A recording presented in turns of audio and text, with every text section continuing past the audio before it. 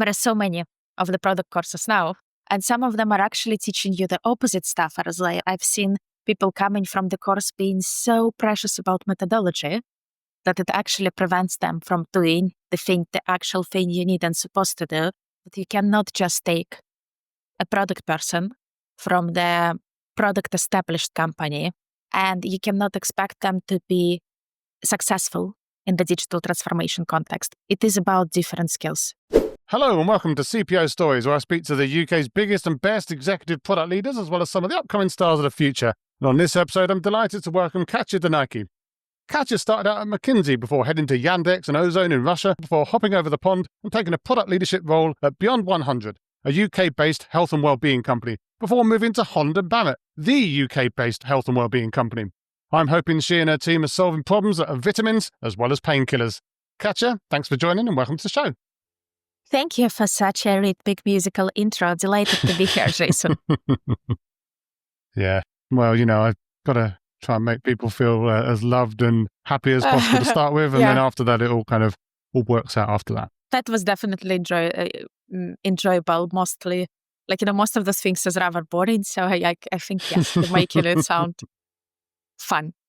Well, there you go. Well, let's keep that attitude going and start with quite a fun question, I guess, in the sense that Holland Barrett is a household name in the UK, something that, a company that I've seen all over the place, of course, on every single high street in the land, but also a huge presence internationally. But just for the record, just in case someone has been living under a rock for the last XML, 150 years or whatever, how would you describe what Holland Barrett does to someone who doesn't know? Yes, sure. As you rightfully said, it's 150 years old company, which has started as a health and wellness retailer, really. We have a major presence across UK and Benelux as thousands of stores. And but we are also going through a big and ambitious digital transformation with our overall vision to go beyond retail and with the mission to help people on their health and wellness journey overall, particularly around the preventative part of it. Interesting. Well, we'll probably dig into some of those things in a minute, but that international presence is an interesting one for me because, obviously looked it up and I've done a bit of research because, I actually do have to do some research for these things sometimes. And for me, again, as I say, Holland Barrett, that's, it's kind of almost feels like the quintessential British high street brand. But that international stuff sounds like it could add a lot of complication because, as you say, you've got Benelux, you've got all these different stores in different jurisdictions. Yeah. Do you kind of treat, or does that kind of help make you treat things kind of individually as individual almost sectors that you do different things for? Or is there a lot of kind of generic stuff that you can do across the board, across all of those countries? Overall, I feel that there is a good balance you have to hit to be a successful global company, right? With the things you can afford doing globally, which makes customer experience better because if you put kind of a global effort and focus on it, so you don't have to do it, let's say, for UK separately, then for France separately, for Netherlands, etc., they actually will be of the better quality. The universal example of it would be going straight into digital products as on, let's say, search engine or most of your website capability, because that's pretty universal, right? Amazon is tailored, but mostly the same everywhere. Hence, you can put most effort to enhance and develop your global capability. And then what we are working on and defining as a company, what is this 20% of tailoring we need to do to make each market special? So to summarize, we're trying to reuse as much of our global capacity and global brain power as possible, being it in the digital products creation or being in the physical mind, but we're also very mindful of the market differences and how we need to tailor across. And it's a never-ending balance. Yeah, and I've definitely worked in organizations that have that kind of balance, although maybe not at the sort of scale that you're talking about. But kind of feels like one of the benefits that you have, in an organization that solves the problem that you solve is that ultimately, despite the little differences, humans are pretty much the same around the world. They have the same biology and the same kind of makeup and the same basic, the ways that you fix some of their problems that you fix are kind of the same. But it feels like there might be a regulatory angle there as well, like the differences in regulation between different markets. Is that something that you have to kind of pay constant attention to, or does it not change as fast as it could? How does that look for you? I think, of course, you have to pay attention to that, right? Regulations in general, thankfully, do not change this fast. It's not that of a dynamic space, right? Usually it takes time. Oh, thanks But EU, thanks EU. yes, exactly. Might be quicker in some other places, but let's not go there. But of course, you have to be mindful and almost get it into your core thinking of how you provide the things that are global and scalable and can fit to both regulations or be tailored. I'd say even though, even on the people problem level, you mentioned, right, that generically people problems are the same, but you still, persona, like a health persona, for example, is still a little bit different in the UK and in Netherlands. So you need to always think at how do you feel this, how do you fit this flexibility within the framework, almost. As in, for example, in the UK, many of them are much more into the sports than we are in the UK. I'm sorry to say, but that's the true statistics. But that's something that we should be mindful of as we are creating the customer.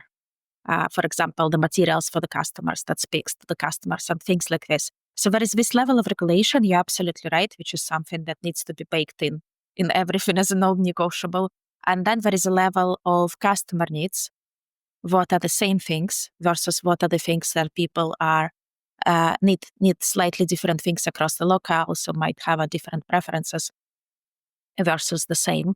But overall, that's pretty manageable as a global system. Well, I'm sure that your team are all over that, and we'll talk about that in a minute. But another thing that occurs to me, and kind of mentioned already, that Holland Barrett is a huge high street name, especially in the UK, obviously, where I've seen it all over the place, but also in these other markets. Like, you can't walk down a single high street in the land without seeing a Holland Barrett somewhere down there, and in all of the shopping centres. And obviously that, I guess, in some ways is kind of almost like a reputation boost for you, because you can say you work for a company that literally everyone's heard of. But I'll also say that the high street has been taking a bit of a battering over the last few years, or maybe even longer. You don't have to open a newspaper, too often to find the latest doom story about some store falling apart or running out of money or getting bought and then stripped. And that's obviously something that's going to be on yours and the leadership there is mine, because of course, you're on the same high street as everyone else. And you talked a little bit about some of the things and the ways that you might be changing, but how do you see that kind of battle for the high street? Is it something that's going to be, kind of okay to kind of just keep there, but you just add things around it? Do you think the high street's going away at some point? Like, how do you see that high street battle? That's a very good question. So I think if you go through, if you step back and go through a little bit what is happening on the market, right? What is basically driving the behavior you described is very few things. One is undeniably cost of living crisis people are dealing with, right? Particularly in the UK. So there is a real reconsideration of what you want to have versus what do you need to have. And another thing is, I would say, and I have to say, as a big advocate of the digital space and as a big person who is working in tech my pretty much entire life, is the whole digital transformation. Right? I'm going to quote here one of the famous product leaders, Marty Kagan, that is, I believe it's his quote, every successful company nowadays is a tech company.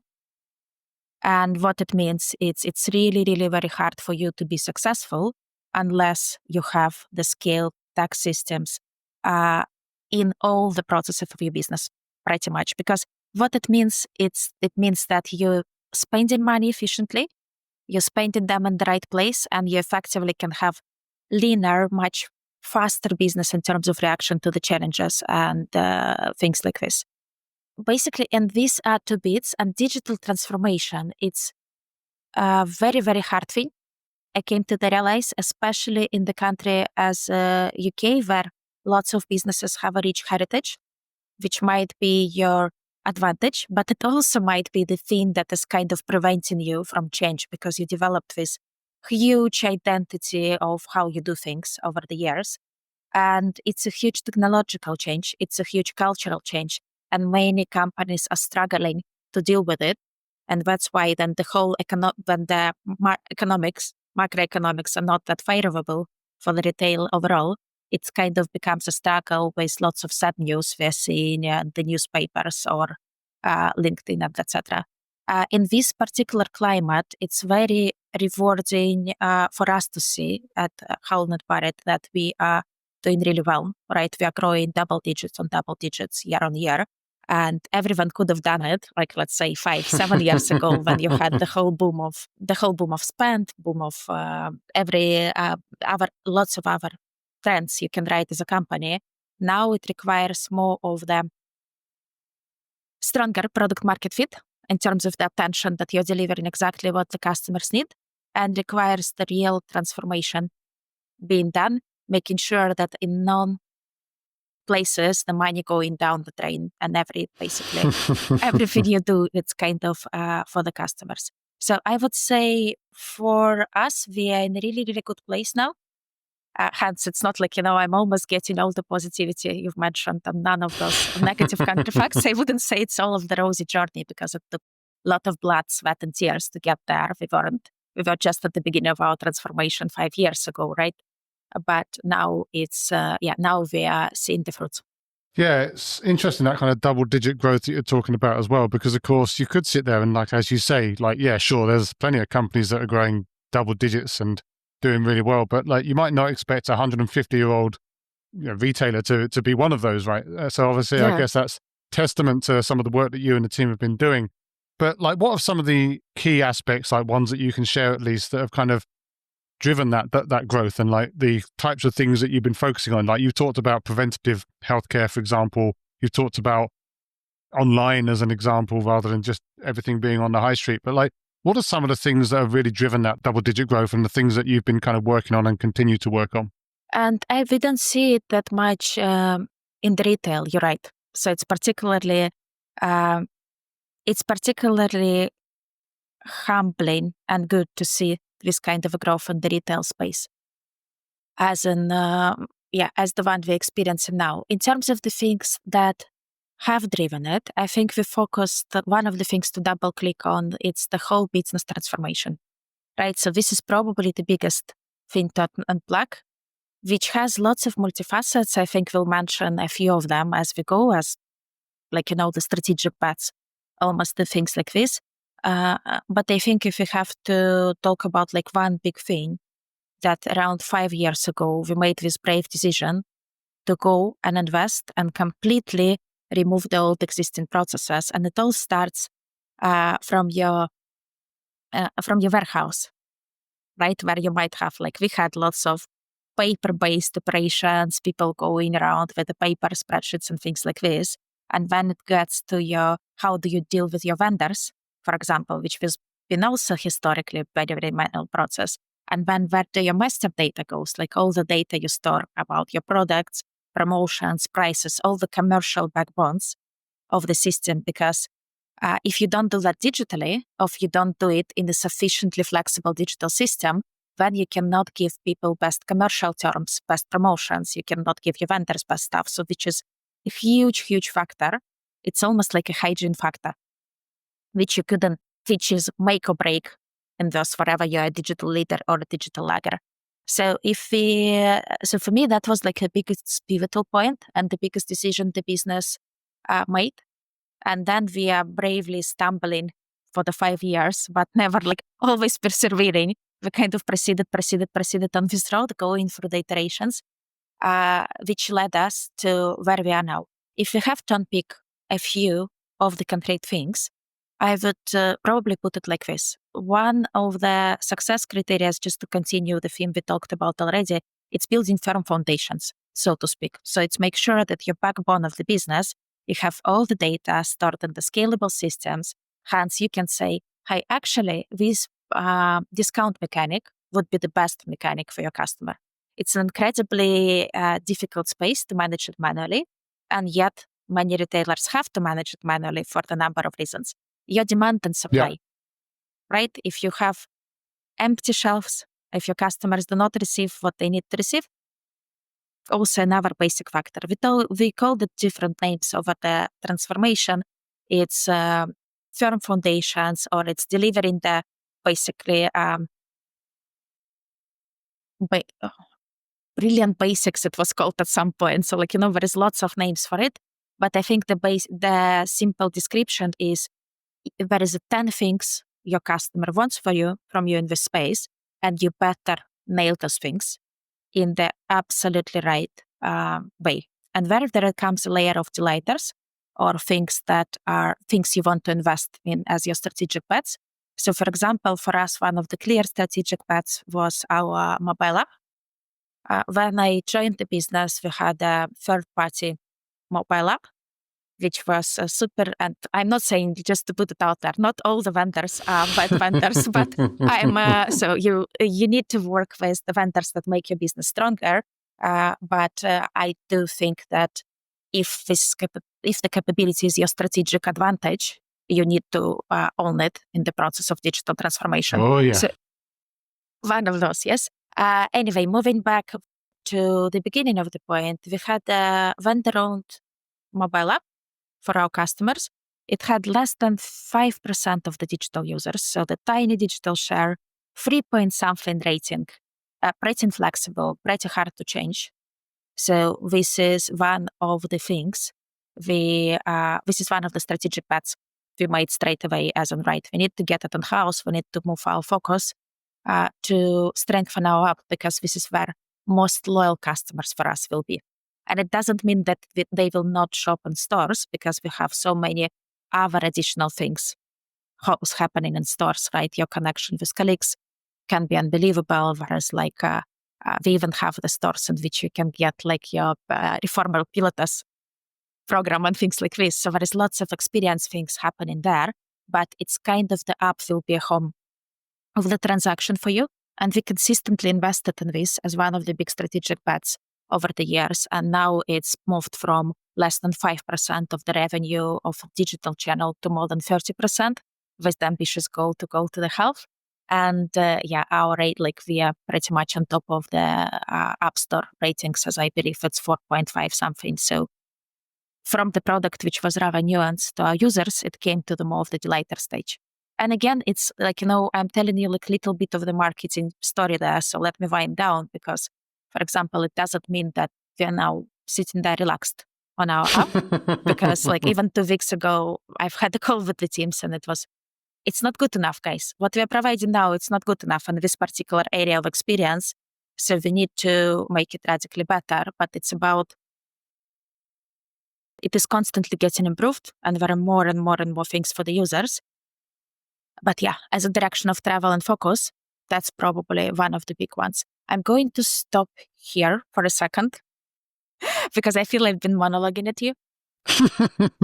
No, I think it's really fascinating though, to sort of hearing some of the kind of the building blocks. And I think that kind of idea of the 10 points as well. And it's almost like there's if I can use the word, a certain level of kind of unsexy work that needs to be done to kind of move you into the new era, right? There's a lot of supply chain stuff like you're talking about. There's a lot of kind of logistics stuff and things that your organization just completely and 100% relies on, that without wit, nothing works. But at the same time... The only thing I would say, just to interrupt you there, that I find this work actually being very sexy. Oh, really? Okay. Well, yes, because it does sound, I know when you look at it at the surface, it does sound that people only want to create customer-facing, beautiful prototypes, whatever things there that is on the front end. But then you look at the power and value you get from the master data system, you get from intelligent forecasting management, pricing and promo and things like this, when you can apply the power of machine learning to get there the best thing for the businesses and the customer. I find it be absolutely fascinating and one of the most rewarding space. So I think it's the reason I've interrupted you there. It's because when I meet let's say with my product leaders in the supply chain or one of the spaces, many of them are starting conversation from saying, "Oh, we know it's not that sexy." Or we know it's not not the most engaging or exciting space. And I'm like, "No, guys, what are you talking about? It's actually one of the best spaces out there if you only take one level under the service." Yeah, no, I think, one of the things, when I work with product teams as well, especially ones that are in maybe large organizations working on a lot of internal tooling, you often find that dynamic where you have the product managers maybe feeling a little bit I don't know, kind of down in the dumps because they're a bit far back from the front line. But like, again, to exactly as you say, like without these things, none of it works, right? So I think that these people need to get a bit more credit. They need to kind of just, kind of almost own some of the success that they're enabling rather than just sort of owning the success of the little bit that they work on. Because, again, big up the internal product managers. Like, again, they keep everything moving, right? 100%. They enabling some of the internal products, enabling much more customer-facing metrics than some of the customer-facing products done. So, 100%. Well, let's talk about that product team then. I know that we could probably talk about the Holland Barrett strategy for days or decades or whatever, but the product management team that you've got supporting that, like the organization that you lead, we talked a little bit about those internal product people that are working on some of the stuff. I'm sure you've got some external people looking after, for example, the mobile app that you talked about and other stuff that is customer facing. But how does the product management organization look like at Holland Barrett? Like, how big is it? How do you kind of set it up? What are the kind of dynamics that you have in the team there? So we have circa, like more or less 100 people, slightly less now, and sometimes the more, like with numbers is pretty flexible. The number is split in between designers, product managers, and UX researchers. And we also have obviously the functions we are collaborating very, very closely with, like TPM function, technical program managers, or data functions and things like this. If we double click on the team itself or on the squad structure, we have two key verticals. One of them is the term you already heard of in our conversation called firm foundations, which is exactly dealing with all of those systems that needed to be there for the whole business to work and function. And another is called omnichannel customer experience. That was a very deliberate strategy choice on my side to keep omnichannel customer experience together. And when we have like brilliant heads of product within it for the retail and for the digital. But one of the biggest things we need to figure out as the next strategy step, it's how the whole omnichannel experience links together now that we feel more comfortable with getting our website, our app, and our store experience on par and digitized and part of the same ecosystem. So yes, that is the second team. In those teams, we have a series of leaders. I also have a separate product ops team, which is very small but mighty, helping us to figure out basically the best process to get to the best product decisions. And doing lots of life-saving tasks from me on top of it. So and that's more or less a structure. Then in each team you will have heads of product. You have a design team, which has a VP of design and brilliant designers also mapped more or less to the same structure and the same squads as an engineering managers. And after with each head of product team, you might have product leaders, senior product managers, and APMs as well. Now, when I think of products in the context of Holland Barrett, obviously there's the stuff that you just talked about. There's the fundamentals that are being used to kind of keep the business running. There's the omnichannel stuff that you talked about. On big tick for the bingo card on omnichannel as well, e-commerce bingo card. But you've also got another type of product within the organization that I imagine may or may not fall in your remit, which is the actual lotions and potions that you sell in the stores, right? Like those are themselves products. And I know that sometimes there'll be external things that you buy, like third-party stuff that you get from other suppliers, but there's also your own stuff that you make yourself that presumably have like chemists and dietitians and physicians and stuff looking at all of that. Does that fall remotely within your remit, or is that something completely separate and something that you just interact with? First of all, I've never heard it being called lotions and potions, so you kind of made me chuckle there. So it's absolutely a big part of our overall vision. It doesn't fall under my remit as a creation of those products because, as you can imagine, creating the physical products and creating the digital ones requires a completely different skill set. And albeit the more we're talking with the brilliant director of, let's say, our own products, who's actually been on my podcast recently, April Preston. where we talk about motherhood. But the more we talk about the work topics with her, the more similarities we see across the digital and physical products development. But that being said, it is a big part of our business vision. And I do believe that we are now we've done the product transformation as a not digital product, but actually our own line, our branded products transformation along the same time.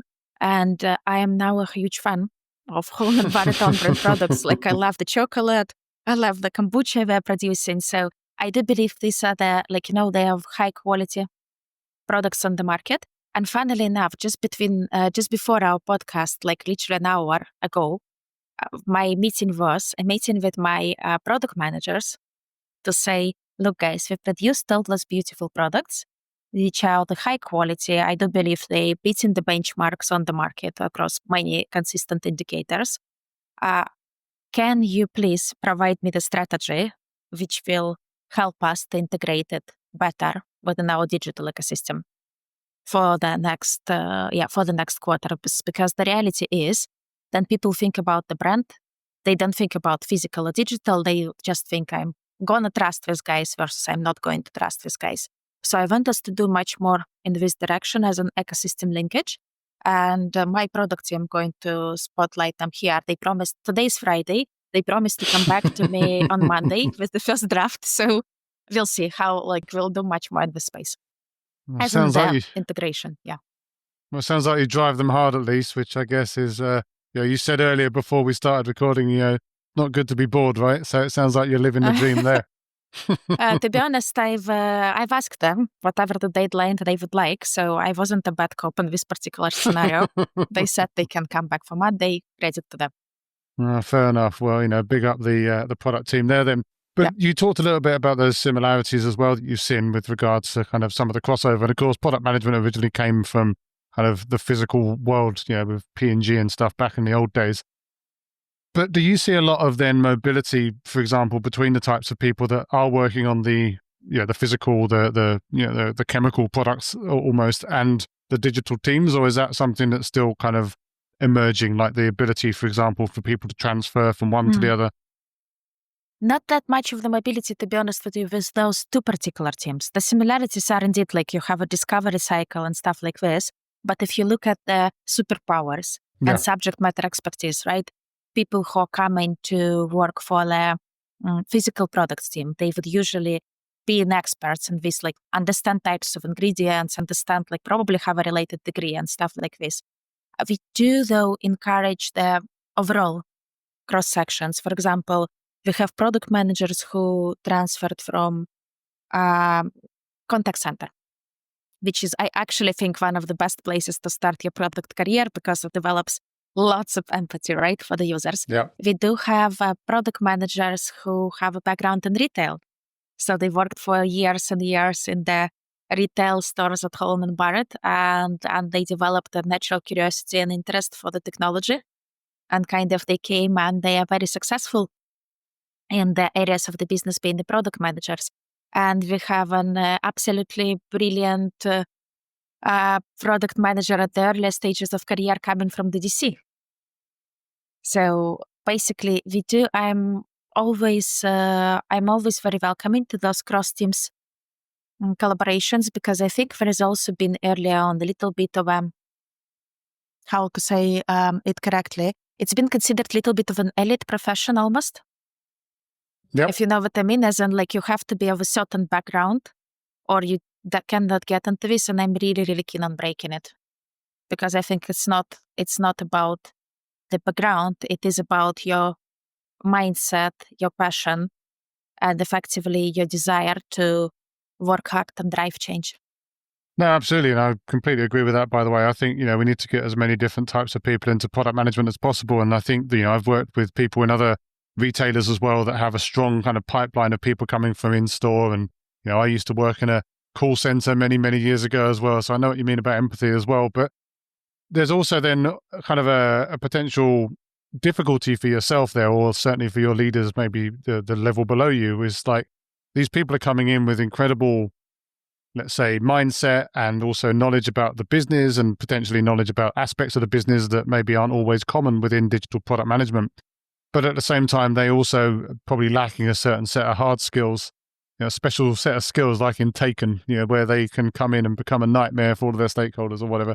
This idea that they need to be trained up. So like, do you then have to run like programs within the company to help get these up, or do you do that kind of one-to-one? Like, how do you bring those people in and get the best of those people whilst also turning them into actual product managers as well?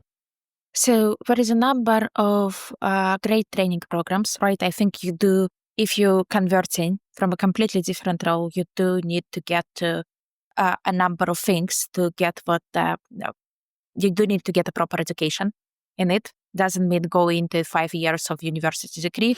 I don't think when we all started, the university degrees in product management even existed. Now they do. But it does mean that going on a really well-defined product course. I'm pretty precious and pretty selective about these ones.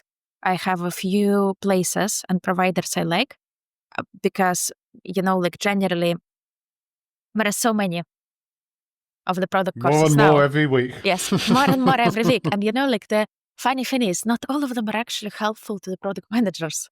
That's the thing. And some of them are actually teaching you the opposite stuff. As I've seen people coming from the course being so precious about methodology that it actually prevents them from doing the actual thing you need and supposed to do. So I have like almost a few coaches and a few good providers that I know will be aligned with our values and things like this. We recently actually launched a product training portal, which has things like, here's everything that is available to you. We are not creating those things in-house, but we are collecting them on the same portal. And I did spend quite a lot of time, especially over the last couple of years, trying to explain to people and highlight the difference between general product versus digital transformation product manager, because those two are quite a different profiles, really. And one of the learnings I've learned the hard way through the transformation. I do think we talked about it on some conference recently, as in we've been together. But anyway, it's about the fact that you cannot just take a product person from the product established company, let's say, I don't know, Booking.com, Google, whatever, Apple, Amazon, and you cannot expect them to be successful in the digital transformation context, because it is about different skills. You do have already established system, established rules of the game, and people who are familiar with tech and expecting tech to be your partner in those companies. And actually like finding your way and opening the doors for you is a different skill that is transformation product manager needs to have. So I'm spending some time on highlighting this and also investing in this particular part of education, because you will not get it on the digital, you will not get it on the generic course, but our product people need to know it and need to be pretty aware about the difference to be successful. So for example, on our product training portal, you would see, hey, here is like Katya's reflections on difference between the digital transformation versus the generic product management. And here is a number of other resources for you. You can go and explore to reflect on it and to reflect on what you can develop. Well, hopefully this podcast interview will end up on there at some point as well. But let's switch tracks a little bit and talk a little bit about you yourself. So obviously you've had a decent career now in a number of different companies, both back in Russia and then in the UK. You've worked in a few different spaces. And of course, when you moved into Holland Barrett, that was, I believe, the first CPO role that you took, having taken Indeed other leadership roles in other organizations. But when you kind of made that step, I mean, obviously you made it not within a company, but when you moved to a different company, so that's slightly different. But there is a bit of a leap that all CPOs talk about when you kind of go from being the IC to the kind of the mid-level leader to the the executive leader of a large organization, a transforming organization, like you say. So what was the biggest surprise that you had going into that role? I mean, maybe, something that was not quite as you expected, or something that was harder than you expected it to be. Like, what kind of surprised you on the way in? Yeah, also when I moved, first of all, not only it was my first CPO role, but also I was the first CPO at Holland Barrett. I didn't have one before, so So it double was whammy, kind of, double whammy. yes, exactly. It was kind of a complete match in this sense. But when I just joined Holland Barrett, I joined as a director of product and engineering. So I've been in this role there for like circa slightly more than half a year, I would say 7, 8 months, something in between that. And in this process, we were still developing like how the transformation, new structure will look like, which I was supporting the process of development of that as well. And in this new structure, like CPO role has appeared alongside with the other roles we needed as an organization because it became clear that we need this. We need effectively the product transformation. We need a separate product function that will not operate under business, but that will operate as a uh, almost, as an independent yet connected powerhouse. And the CPO role appeared, which was offered to me at the time. And to be honest with you, my first inclination was not even to take it. As in, I was like, can I please do something smaller? And this is there probably the advice I can give to everyone in their career. One of the biggest things that helped me to succeed in my career is having the people who had their faith in me. As in, my boss at the time was like, you can absolutely do it. And he was right. He was right. I was like, can I do something like, maybe a little bit smaller? He was like, nope, absolutely not. I've seen you in action now. You're doing the full role.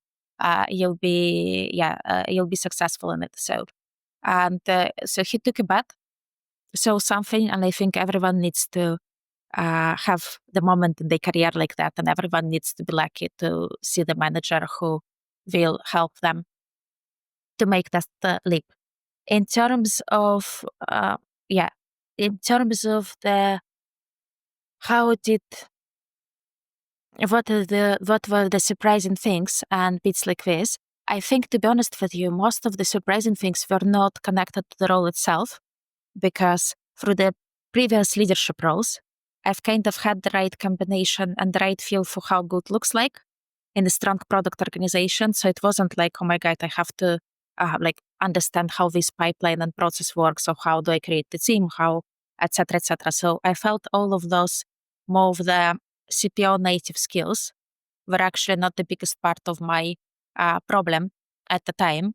But I think the biggest part of challenge and learning was how do we tailor it to the organization? Because you cannot just come and say, here's the framework. You just follow the framework. I read it somewhere, or it worked in another company, right? It's understanding the whole landscape of the organization and understanding how product can fit mostly organically into this. And to be honest with you, I've never even thought about this particular feeling of surprise was not in my mind. As I know, I've expected it to be this, and it became that. It was never probably a frame of thinking. It was always more like, we need to achieve this huge thing. Like, we need to, for example, make everyone aligned to like the product and tech function existing, and to the fact that we will deliver roadmaps now like that. Okay, how do I do that? I do the big workshop, and then I talk to these people and that people, and then this is the line of education we need. So probably it's been always like, here's the big challenge. Let's just dive into this challenge, and let's let's find a way to resolve it, and then again, and then again, and then again. If I'll try to reflect for 30 seconds, were they retrospectively indeed like any things I haven't expected, or any surprising things? The big one is probably the percentage of product and people work. Overall, I've expected it to be slightly more on the product, slightly less on the people navigation of various things internally, externally, stuff. I think it's a surprise of the every bigger leadership role that actually you get really, then you become really good at your job. You're getting into the position when you stop doing this job, or you stop even having something remotely relevant to this, and it's fine. You learn the new skill and you balance. Yeah, there's almost that kind of cliche about moving into, again, sort of executive leadership. It's almost like a completely separate role versus just an enhancement on the old role, effectively, because you have to kind of get involved in so many different things. So do you find it easy to do or to not do the things that you would have used to have done back in the past? Like, now that you've got this new role, you've obviously had it for a bit now, but like, is there some part of you that always has this kind of almost like an instinct to try to get involved, like you say, in the product stuff? Or do you feel that you've managed to scale yourself in such a way that you don't need to worry about that anymore?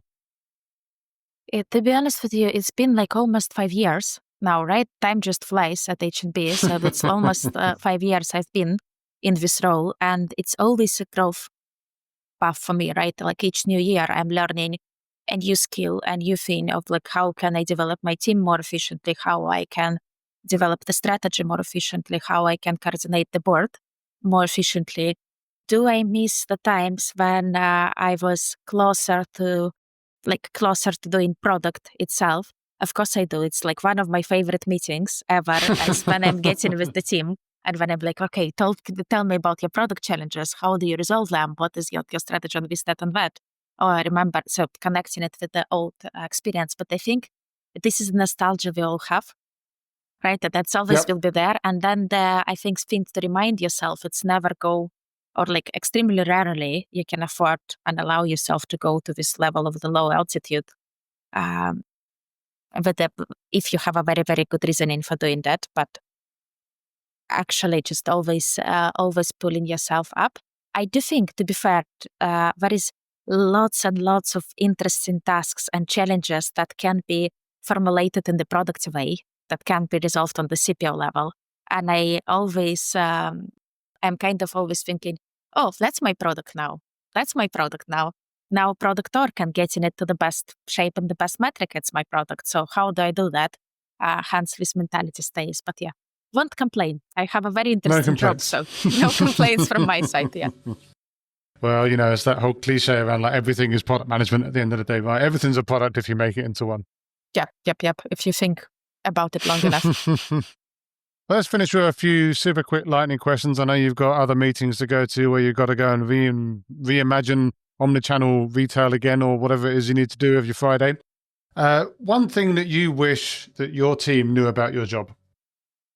That's not a quick lightning round question, but I would say, there at time, if you rewind back to, I think one thing probably maybe many leaders would love for the teams to know, if there is reasons for things. In most of the case, there are reasons for things that are being done. And I remember sometimes, as in being in IC roles, being frustrated with some leadership decisions and thinking like, why wouldn't you just do that? Or why wouldn't you do this? And when revising back where I'm now, I'm like, that's why. Yep. So I think one of the things, even though it's not always possible because we are seeing different parts of the elephant, is understanding, like always trying to rewind back and going, right, what is the part of the world why I'm actually seeing, why am I making the certain decisions? But I think the leaders should do absolutely the same thing for their teams, thinking what is the part of the world they're seeing. So they'll achieve the best. Providing the context, ahead of time, I guess, rather than just like saying to do the thing. What's one skill you believe every CPO should master? I'd say for the product leadership, definitely high agency, definitely high emotional intelligence, but almost like the ability to manage crucial conversations, let's say, because the further you go, the more things you will have, smaller interactions with people, which actually, where everyone have a very, very busy brain space, but these interactions will matter a lot. Hence, you need to be able to do that efficiently. Absolutely. Most important trait in a product manager? That same as a product leader, high agency. Well, there you go. No, absolutely, 100%. No fate but what you make, right? You gotta get out there and take control. I think, yes, it's like, I think the probably worst situation is then product managers waiting for the perfect conditions to make the job done because, first of all, they never exist. Second of all, that's, yeah, you're like, it's not the way to progress. Okay, hopefully an easy one to finish up with. Why should product people consider working for Holland and Barrett in the product team there? You should consider as a product person to work for Holland Barrett if you want to be a part of the ambitious vision of actually changing something for the wellness of people across as a global player and bringing the difference there because there is a big gap. Now there is a big industry gap and a big need. We are in the right place to hit. You should consider working for Holland Barrett if you're ambitious. You should consider working as a product manager, and if you can work hard and you are not afraid to work hard, because I think at Holland Barrett in particular and at digital transformations in general, if you're prepared to bring your full self to work and kind of do, there are so many places to make the difference and to go exponentially to achieve an exponential growth for both business results and your own growth. So I would say Holland Barrett product management is not for everyone, but it's for those ambitious people who are eager to make the change, eager to be a part of the bigger vision, and eager to grow themselves. Well, absolutely, and they can take some protein powder to keep the growth going as well, I guess. Whatever flies they put, yeah. Now, obviously, one way they could maybe come and work for you or kind of catch up at least is they could connect with you after this. So where's a good place for them to come and do that? I know you also talked about your podcast as well, if you want to give that a shout out. Yeah, thank you for giving a shout out to my podcast. That is less work specific though. It's called Rocky Creeps and Careers, and it's more about highly accomplished working moms. So if you want to work for Holland Barrett, probably do not contact me on my podcast, or it's going to be slightly confusing. Probably the best place to reach out to me is LinkedIn. There is lots of vacancies lots of online vacancies you can find for the product management, which probably because I'm taking quite a while to reply to the messages usually. So fastest thing would be just to go to the career portal and find whatever product role fits you. But yeah, don't be a stranger. I'm trying to always finally reply. Absolutely. Well, I'll link that all into the show notes and hopefully you get a few people heading in your direction and trying to find out more. But Katya, all I can do for now is thank you ever so much for spending some of your valuable time and telling us some of your CPO story. It's been an absolute pleasure. Thank you so much, Jason.